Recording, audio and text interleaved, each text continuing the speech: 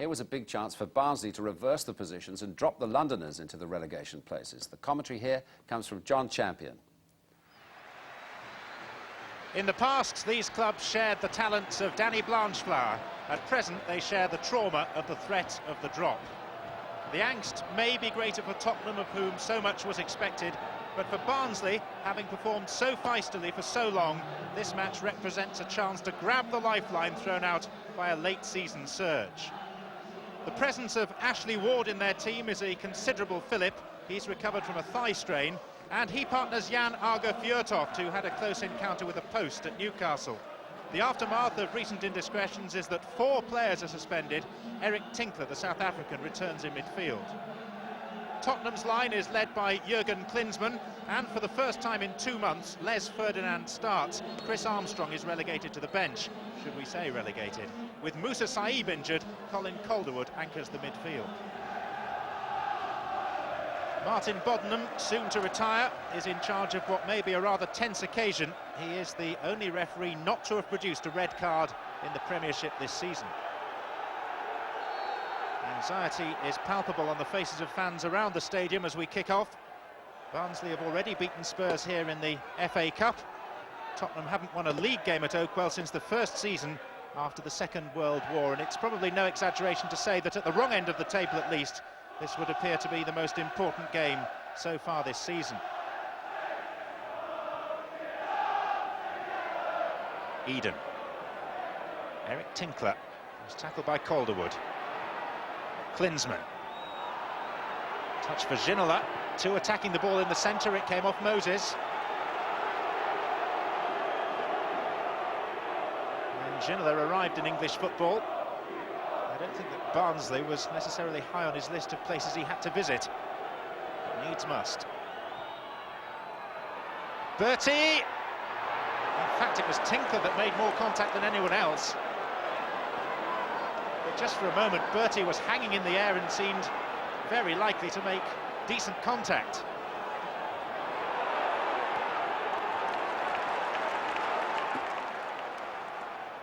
Ashley Ward.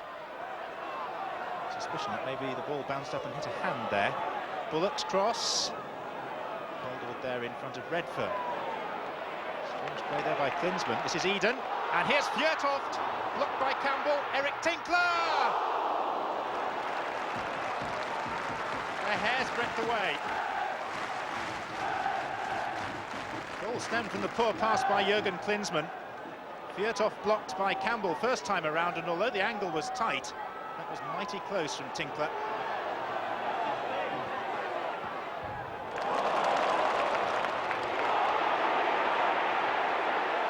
Ginola. Good tackle by Tinkler. And a fine ball forward as well to Bullock. Barnsley's faithful sensing possibilities here. It's still Bullock, he's past Campbell, and now it's Redfern! What a game to choose to score the 150th senior goal of your footballing career. And the journeyman midfielder, who in truth is on the journey of a lifetime, marks the 718th game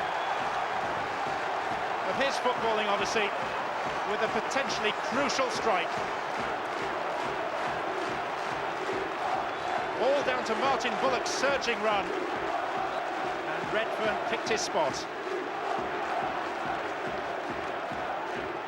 Few will begrudge Neil Redfern his moment. So the dream lives on for the Barnsley faithful. The worry is that they don't often keep a clean sheet. Danny Wilson's rallying cry throughout the season has been no guts, no glory. We've had the guts, will we have the glory? Ferdinand.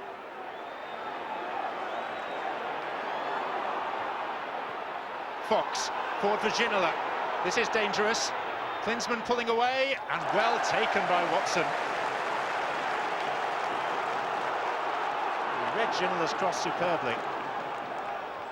Campbell. Ward not content to give up easily.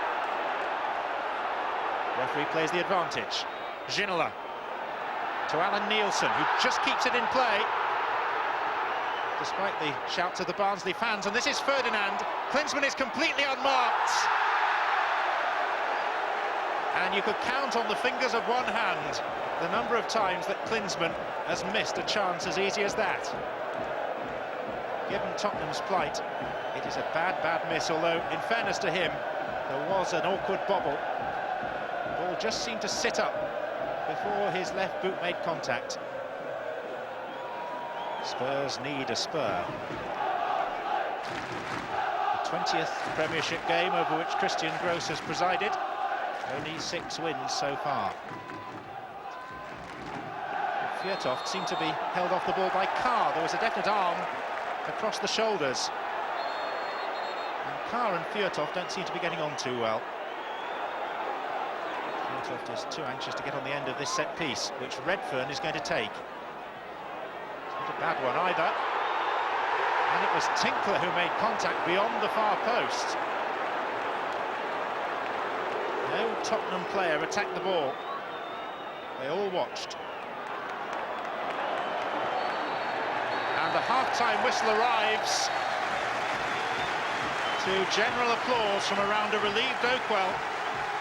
They are only halfway towards their goal on this tense Saturday afternoon, but Neil Redfern's goal separates the teams at the midway point.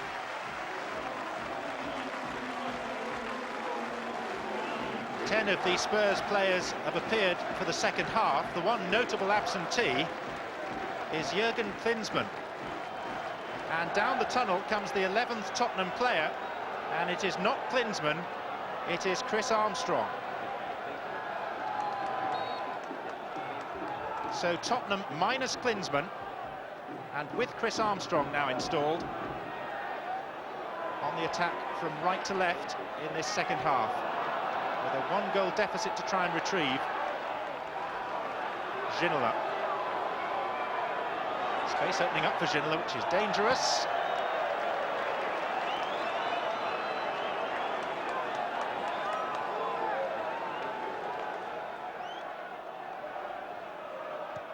Nielsen. Hoisted for Nicola Berti. And here's Ferdinand! Good save by Watson. Really got down quickly to his right, because Ferdinand couldn't have struck it with much more power. Here comes Ginola's corner. Ferdinand off the line by Nicky Eden. Nielsen on the follow-up and touched in by Colin Calderwood.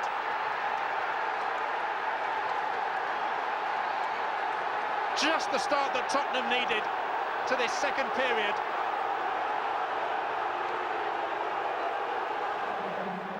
As Eden had managed to get the first attempt off the line, Nielsen's follow-up was going wide, Calderwood touched it in.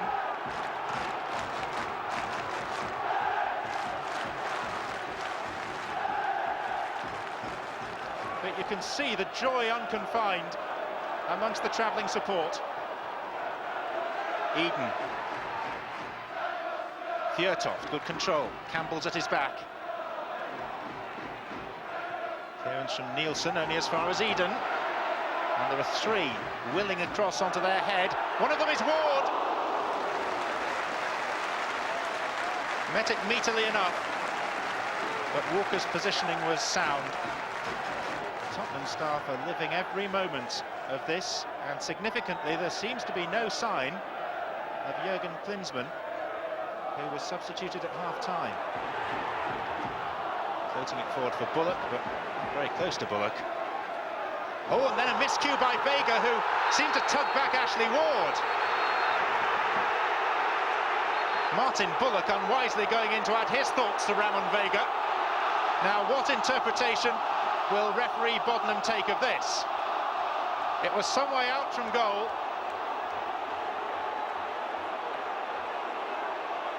But there was no immediately evident covering defender.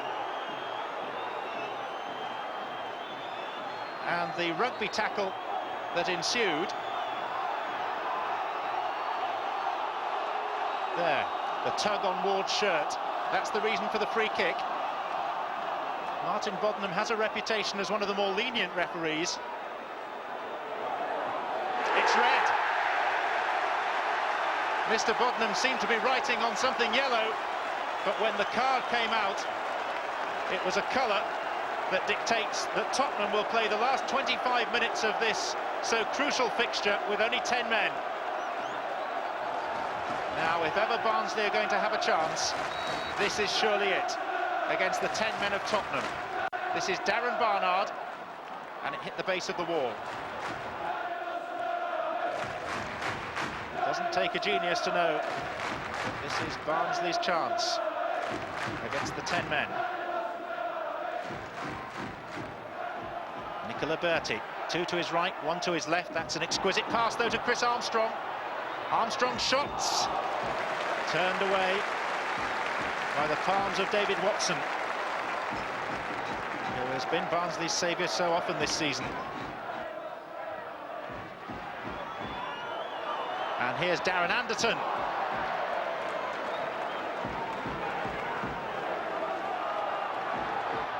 That was a tackle from Ginola. Wasn't effective, but it was a tackle.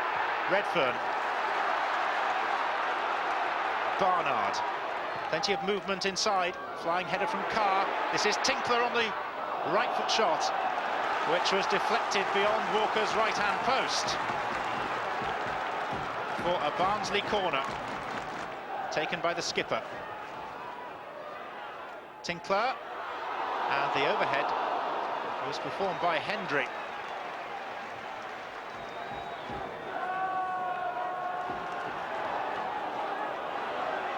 Bullock, deflected cross towards Ward. Oh, Redfern couldn't control it. And if there was one player you would have backed to have taken that within his stride, it was the Barnsley captain. But here from Bertie's pass is Ginola. He's in on Watson, and the Barnsley keeper has kept their team in the game. Not for the first time this afternoon, the England under-21 goalkeeper proving an effective last line of defence. Fox with the header in field, and the final whistle will be greeted with frustration by both teams, but one suspects that Tottenham will be a mite happier with their point than Barnsley will be with the one that they have gained. Colin Calderwood with the second half equaliser for Tottenham after Barnsley's captain Neil Redfern had given them an early lead which they richly deserved at that stage. Today, honours even at Oakwell. The pressure we had, you know, we got them on the back foot for long periods of the first half, but we didn't really create that many clear-cut chances. At the same time, you know, you just hope that you can survive a little bit after half-time and maybe get them on edge a little bit where they've got to open up and come out as and we possibly may have picked them off. But we gave a goal away so early in the second half, you know, it really settled Tottenham down more than us. How hard a decision was it to substitute Jurgen Klinsmann at half-time? Look, I tried to treat everybody the same way, and Chris in the last months he scored 3 times for us, and Jurgen was unlucky, so we were down, so I had to do something. But I think he will understand my decision. Of the sending off, I know that Christian Gross feels it was harsh. What was the players' view? I mean, you know, when I got the players through and, you know, you're one-on-one with the goalkeeper and you bring him down, you're going to get sent off. And, I mean, from where I was, it looked a fair decision, to be totally honest. I better be careful because it could cost me a lot of money if I say anything else. You know, we've had a lot of good wishes and, you know, I think everybody likes to, you know, think that Barnsley, you know, could stay in the Premier League because it would be a big plus for other clubs outside the Premier League, you know, if a smaller club could stay in there. And we've got 3 games now to give it its best shot. It's a fun game, football, as they're all cliches, and who knows what's going to happen next week. You know, we've got to be as committed as we have been. Arsenal have got to know that they're going to be at the top of the game, you know, but they've got a great goal in their sides. But we've got just as a greater goal in, from our opinion, although it's lower down the scale. Well, Spurs are still in trouble too, but Klinsmann going off at half-time, not injured, taken off by the manager. The manager thinks they'll all be happy about that afterwards. What do you think? Well, I think the whole thing's a bizarre situation. I mean, you can blame who you want. You can blame Klinsmann for insisting in his contract that he can't be dropped, or you can blame the manager, you can blame the chairman.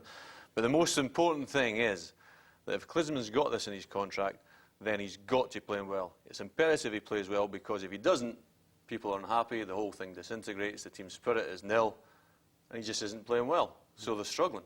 I mean, he didn't play well today, misses this glorious opportunity. Ferdinand does really well here, lays it on a plate, all right, you could say a little bit of bobble, but Klinsmann playing well, it's burying that for fun. I think as well the other thing to say about Klinsmann is the fact that someone always says it in football, you should never go back. It's 3 years further down the line, he's a lot older, he's not got the same players, and it just hasn't worked out.